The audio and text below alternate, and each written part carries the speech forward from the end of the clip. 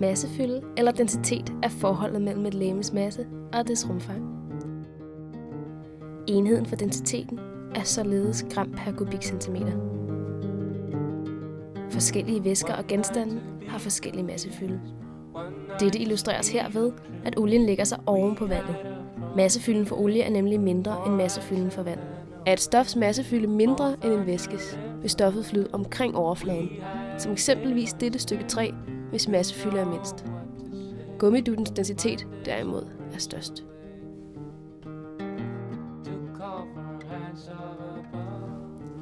Vil man udregne et stofs massefylde, skal man bruge denne formel.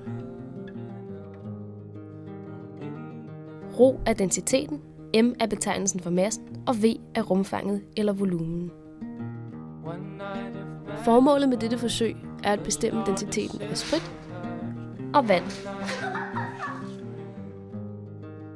Til dette skal vi bruge en vægt, husholdningssprit, et måleglas og vand. Vi kan vel starte med vand.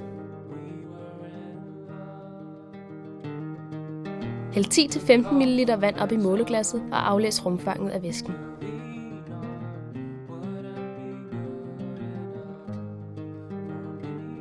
Bestem herefter massen af måleglasset med vand.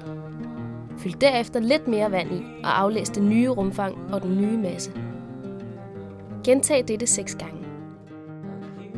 Når I er færdige, gør I det samme med sprit.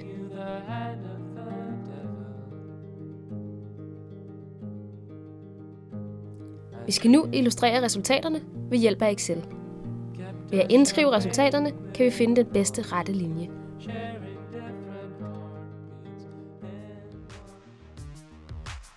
Resultaterne indskrives i et skema i Excel.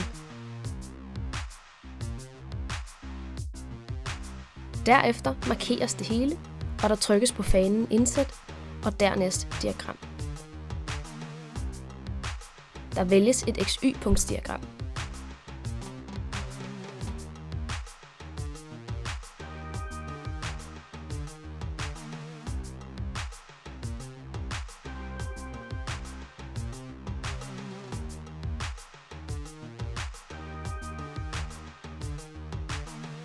Diagrammet kommer frem inde i Excel, og der højreklikkes på selve linjen, og der vælges den bedste rette linje.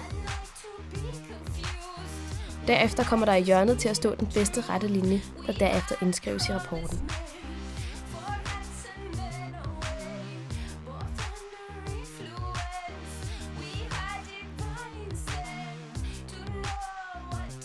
Som overskrift i diagrammet skrives der vand for vandforsøget,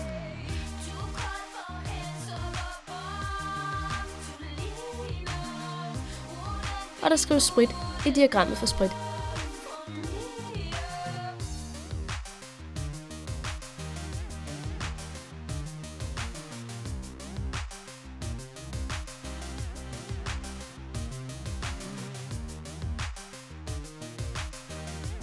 I må have en rigtig god fornøjelse.